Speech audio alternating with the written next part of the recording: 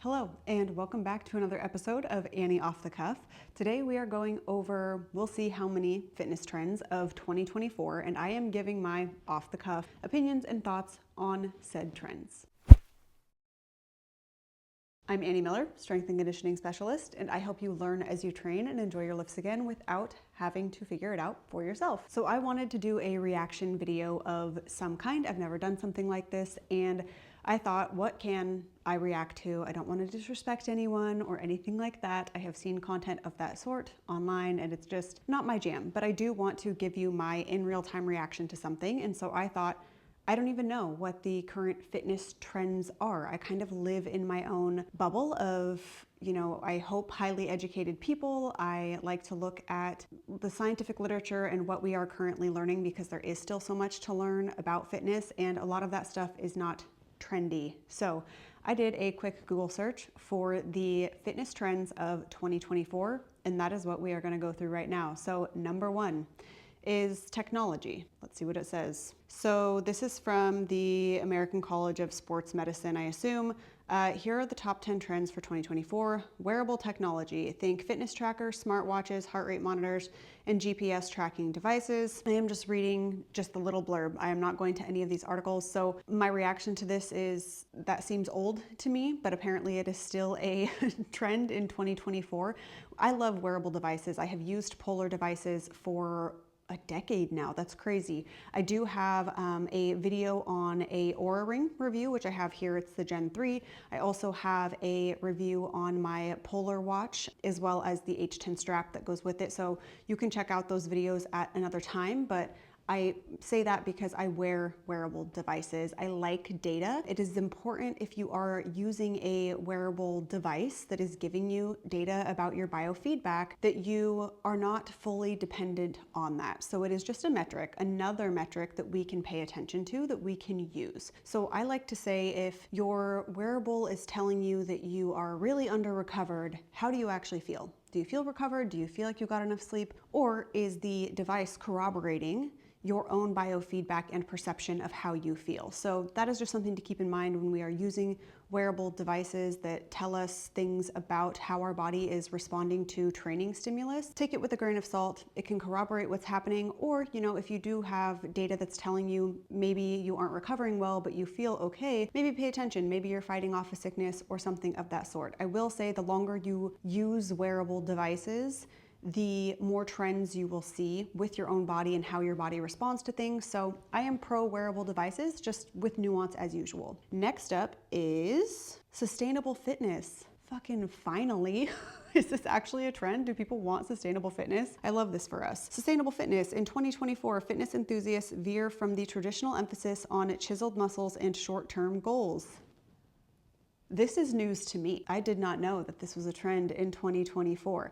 I mean, I do think that the fitness industry is improving. I like to err on the side of optimism in what I saw 10 years ago versus what I see now in the industry. There is always going to be bullshit. There is always going to be people prying on insecurities, especially of women in this industry. But I do feel that, more women want to do weightlifting and more women want to just be active and feel good for life. And maybe there's aesthetic goals in there too, but I do feel like there has been a shift towards performance goals and you're more than your body and kind of these messages that I'm all for. So if this is for real, sustainable fitness, I love that for us. Sustainable fitness for me is doing something, which for me is weightlifting, that allows you to enhance your life. We can't guarantee that being an active person is going to make you live longer or anything like that. But of course, there's not a lot of downsides to being active and finding a form of exercise that you like to do for the long haul for the rest of your life. So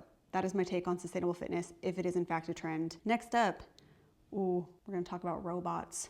AI fitness. What do they mean by this? Providing personalized programs that deliver fast results, AI workouts have sent shockwaves through the fitness industry, emerging as the fifth most, I don't know what the rest of it says, but I imagine I have been in conversation with people that know a lot more than me about the tech part of the fitness industry, and they say that AI is doing the most. Now, I don't think robots are going to take over the earth. I reserve the right to change my mind, but it is amazing what AI can do. Think about all of the data that we have about program design and how to manipulate the human body and get it to adapt to certain stimulus. It's not surprising that AI can program for someone, that you can put in a set of data points about that person, whether it is their VO2 max, whether it has to do with mobility, strength imbalances, and then get a program back that can address those things. That does not surprise me. Now, do I think that AI can replace human-to-human coaching? Absolutely the fuck not. I do not think that AI can replace a human. Now, AI might be able to make better programs than some coaches out there. I can confidently say that. I said that like I'm not confident. I am very confident that AI can produce better program design than a lot of coaches, but hopefully my peer programming course can help coaches program better. I will put the link to that down below. Shameless plug. It is how to program for long-term periodization for strength and hypertrophy. If that is of any interest to you, go check it out. That covers AI fitness. It's going to do the things. It's not going anywhere. If anything, it is going to get more integrated into how we coach people as online trainers especially. Number 4, functional fitness. I don't feel like this is new. Maybe it's coming back around. There's coaches that live in 2 separate camps with this. Some coaches are really against using the word functional because every movement is functional.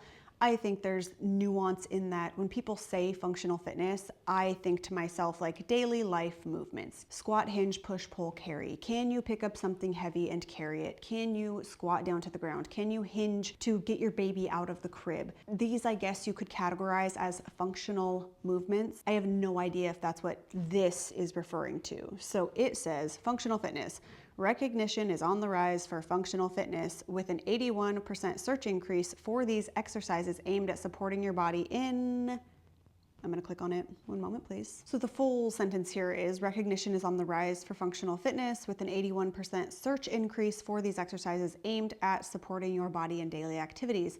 I have no idea if that is where they got that 81%, if that is public knowledge, Google, I don't know, but that makes sense. So functional movement supporting daily activities. You could lump a lot of things into that. Some people are like, a bicep curl is not functional. So should we not be doing it? That's always my question when people poo-poo on the word functional fitness or really love it and only want to do functional movements. It's like, there's a place for a lot of different exercises in a strength and weight training routine. But hey, if people want to do more functional fitness in 2024, people seem to be searching for it. Apparently, no idea if we can back up those numbers. I'm for it. Number 5, flex appeal. Do I live under a rock? What is flex appeal?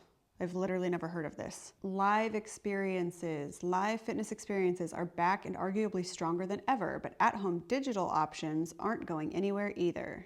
I still don't understand. Is it the live event piece? Somebody tell me in the comments, somebody bring me up to speed on what the fuck flex appeal is. I thought we were talking like flex appeal, like body flex, put on muscle, be more appealing. I don't know. Anyway, moving on. Next up is weight training. Yay! Weight training has gathered momentum in recent years and more people will be jumping on the bicep curling bandwagon. Why with the bicep curl? Is that the best exercise we could choose for this? Bandwagon in 2024. Well, fantastic. I hope it's not a trend. I hope it's here to stay. Like, weightlifting has been around for a hot minute. This is not new, but if more people are wanting to prioritize weight training as maybe like their main exercise that they do, we are just seeing more and more research to support the benefit of having muscle mass and also strength, being able to use that muscle mass to actually increase your force output and gain strength through your ranges of motion and putting on muscle. So I am all for this. This is really exciting. I hope it sticks around. So yay, team weightlifting. Fitness is booming. This might be the last one we do. Fitness is booming. Fitness is no longer a category reserved for young gym bunnies. There has been a significant increase in the number of the boomers, like my mom. Got it. Yes, absolutely. I think that that generation of boomers, and this is very much so speaking through my own lens, biases, all the things, because my mom is a boomer, is her and her friends being active wasn't a kind of integrated part of their life. And so I think that honestly, with the internet, there is so much more access to programs and education and hey, did you know that you can start fitness at any time? And this might be a good idea if you're over 60. The importance of carrying muscle mass, the importance of bone density, all of these things for that population. I have definitely seen that in my own little world, and this is awesome. I love the idea that it's never too late to start moving your body intentionally. It's never too late to start putting on muscle and prioritizing your health. This is awesome. Love this trend. There's 20 on here. We'll do 3 more and get us to 10. Next up is hybrid workouts. This is not surprising to me. So hybrid workouts, gone are the days of hitting the gym and doing the same circuit time and time again. Hybrid workouts that mix things up with different, I read hybrid workouts as endurance and cardio based training and weight training. So I'm not positive that that's what this is referring to, but hybrid workouts and hybrid training is very much so on the rise. I have seen that. I know coaches personally who kind of specialize in this, melding cardio with weight training to get the best out of both. I think it was a common belief before that cardio was going to ruin your gains. I have another video on that, so go ahead and check it out. Will cardio ruin your gains? Short answer is no. We can pretty confidently say that now. There are ways to integrate them to, again, get the best out of both without one being detrimental to the other. So go check that out if you want more information on that. But I do think that people doing running or some kind of cardio type of exercise and weight training is becoming a lot more common, and people want to know how to do both without wasting their time in either of them, wasting their time and efforts. So yay, hybrid workouts. Next up is outdoor exercise. We might have been released from the last lockdown well over 2 years ago, but we continue to crave time outdoors. I don't have a lot to say about that. Maybe being together. I mean, I know that like outdoor boot camps were huge during the old panorama, but yay, outdoor exercise. I don't know really what that is referring to, like trail running or just working out outdoors. Can't complain. It's fine. Lovely trend. Get some fresh air and move. I will say I am surprised that walking is not on here. I have seen over on the gram walking be a huge trend, which I also think became a thing during the old panorama, was people just wanted to get outside and wanted to move their bodies and realized how much they weren't moving their bodies when they were literally in their house all day. And walking became a dependable piece of people's lives. And I absolutely adore walking. It has so many benefits. It is not going to be probably like, the #1 form of cardio that you do. I don't think that we're pushing any large adaptations with our cardiovascular system when we are walking, but as far as circulation, fresh air, just taking a break, being present, being where your feet are, there's a lot of benefits to walking. So I'm just gonna add that in here because I don't see it on here. Last one is health promotion. Oh, worksite health promotion. Got it. Work-related programs and perks that increase employee wellness. I feel like that's always been a thing. Maybe it's becoming more of a common thing. Incentives for people that work at a corporation. Maybe they get, like I said, like this said, perks, prizes, whatever, if the company is doing some kind of wellness challenge. If it's leading to sustainable fitness, if it's introducing people to health who otherwise weren't taking any care of their health, then that's awesome. I can't complain about that. We covered 10. There are other ones on here: boutique studios, exercise snacking, mobile exercise apps, virtual workouts, exercise for weight loss. Besides the virtual workouts, I don't really feel like a lot of those are very new. So hopefully that was fun for you guys to see. If you were unaware of the current trends for 2024, that is what Google has for us. If you liked this style of video of me reacting to something, or you want me to react to something else, go ahead and drop it down in the comments below. This was fun for me to do. This has been another episode of Annie Off the Cuff. I will catch you guys in the next one.